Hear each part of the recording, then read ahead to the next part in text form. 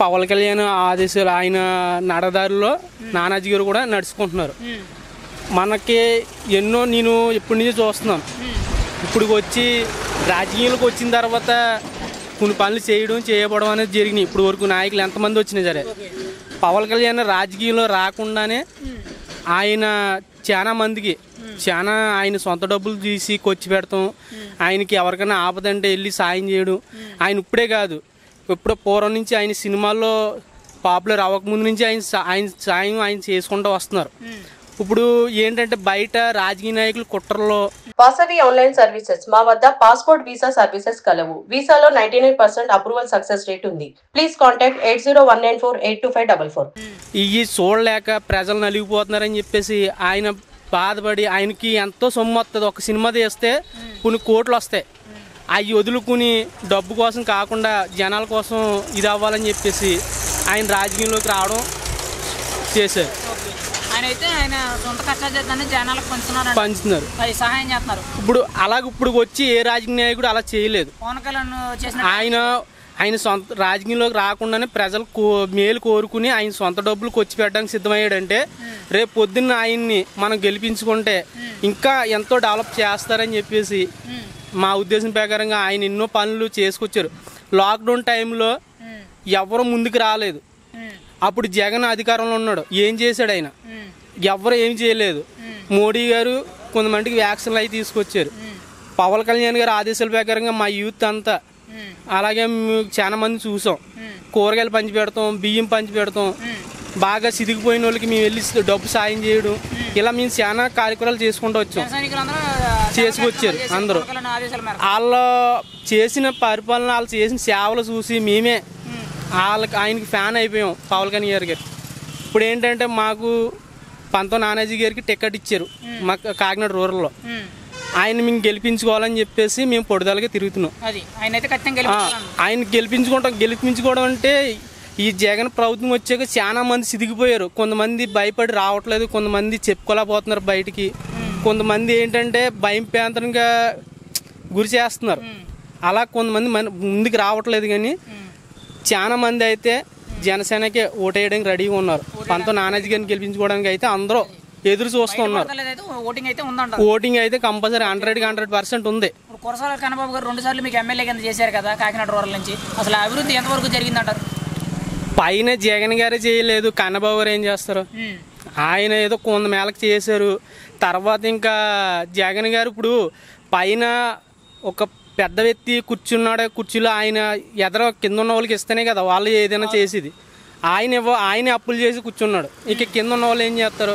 పోనీ జగన్ ఇంతవరకు మన ఓట్లు అడగడానికి వచ్చారు, అప్పుడు వేయడం కూడా 1 ఛాన్స్ అని చెప్పేసి అడిగారు. ఆ 1 ఛాన్స్ కూడా ఎందుకు ఇచ్చారంటే జనాలు రాజశేఖర రెడ్డి గారు కొన్ని మంచి పనులు చేశారు ఆయన ఉన్న పదవులు. ఆయన అయితే మేము తప్పు కట్టం. ఆయన చూసే మొన్న ఆయనకు 1 ఛాన్స్ అని చెప్పి సాయిస్ ఇచ్చారు. ఇప్పుడు మళ్ళీ 1 ఛాన్స్ అంటున్నారు. ఇప్పుడు మళ్ళీ 1 ఛాన్స్ ఇస్తే సాయిస్ ఇవ్వడానికి కూడా జనాలు ఉంటారు నాకు తెలుసుండి. అంటే ఒకసారి అవకాశం ఇచ్చినందుకే ఆల్రెడీ మొత్తం ఎక్కడికక్కడ అప్పులే కదా, ఎక్కడికక్కడ అప్పులు. ఏం పరిపాలన చేశారు? కొన్ని పరిపాలన చేసింది ఎక్కడ పెట్టారు? నవరత్నాలు ఇయ్యి అన్నారు. ఎక్కడ ఒక 10 మందికి అక్కడ పంపారంటే కిందకు వచ్చే రోడ్డుకి పెద్దల దగ్గర నుంచి కిందకి పెద్దలుగా అంది రోడ్డుకి ఒక 3-4 వస్తుంది 10 మందిలోనే. అంటే 100% పంపారంటే ఒక 50%, 40% అందుతుంది అంతే. అంతలాగా ఇది అయింది. ఇప్పుడు జగన్ గారికి మరో ఛాన్స్ ఇస్తే ఏంటి, ఏం జరుగుతుంది అనుకున్నారు మీరైతే? ఇక జగన్ గారికి మరో చాయిస్ కూడా ఇవ్వడానికి ఎవరికి ఆలోచన లేవయ్యి.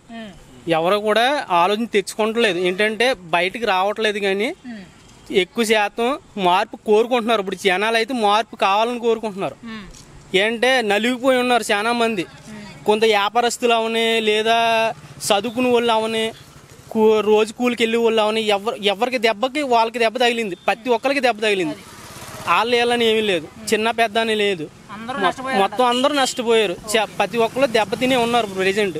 ఇప్పుడు ఏంటంటే సైలెంట్గా ఉన్నారు. ఓటు మాత్రం ఖచ్చితంగా గ్లాస్ గుర్తుగా వేసుకుంటాం. ఏంటంటే మేము కూడా అన్ని పార్టీలు తిరిగిన వాళ్ళమే. కాకపోతే ఏంటంటే మాకు పరిపాలన నచ్చలేదు. అది మార్పు కోరుకుంటున్నాం మేము. మాకులాగా అందరూ చాలా మంది కోరుకుంటున్నారు. మార్పు కోరుకుంటారు. ఇప్పుడు మరి మీ ఎమ్మెల్యే గారిని పంతో నానాజీ గారిని లెగ్గిస్తానంటున్నారు. మరి ఆయనకైతే మెజారిటీ ఎంత ఇస్తానంటారు?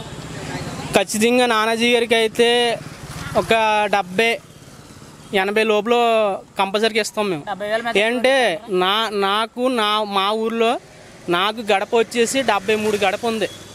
నేను 73 గడప ఎంచుకుంటాను. అది కాకుండా మా చుట్టాల తరపుని అలాగే పైన కూడా నా ఫ్రెండ్ సర్కిల్ మొత్తం అందరినీ నేను వాళ్ళకి వాళ్ళని చెప్పవసరం లేదు కూడా, వాళ్ళకి తెలుసు మీకు న్యాయం జరిగిందా ఏం జరిగిందని వాళ్ళని అడిగి చెప్పి నేను కంపల్సరీగా వాళ్ళకి భరోసా ఇచ్చి నేను గ్లాస్ గుర్తుకి మాత్రం కంపల్సరీ ఓటేస్తాను. నేను దగ్గరుండి మాత్రం నానాజీ గారిని నేను గెలిపించుకుంటాం. మేము ఎంపీ అభ్యర్థి కింద ఉదయ్ శ్రీనివాస్, సునీల్ గారు పోటీ చేస్తున్నారు. మరి మీరైతే ఎవరికి అవకాశం ఇస్తానంటారు? మాకు ఇద్దరు కావాలి. సునీల్ మన ఉదయ్ కిరణ్ గారు అయితే మొన్న మేము వెళ్ళి కలిసాం. ఆయన ఆత్మీయతగా పలకరించడం కానీ ఆయన చెప్పడం మాకు ఫీస్ట్ ఇచ్చారు. ఆయన మీరు కష్టపడాలి, మన ప్రజలకు మార్పు తీసుకురావాలి, మన దేశానికి మనం పవర్ తెచ్చుకోవాలి. అంటే ఇప్పుడు మళ్ళా మనం చేయి దాచుకున్నామంటే మళ్ళా చాలా మంది ఒత్తిడికి నలిగిపోతారు. అది మనం మార్పు తేవాలి, మనం కష్టపడాలని చెప్పేసి ఆయన మాకు చాలా భరోసా ఇచ్చారు. మీరైతే ఉదయ్ శ్రీనివాస్ గారికి ఛాన్స్ ఇస్తానంటారు?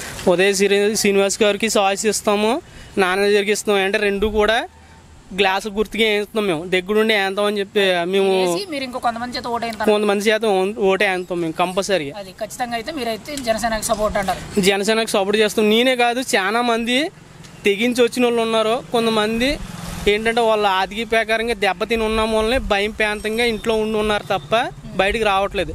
చాలా మంది 99% జనసేనకే పడిపోద్ది.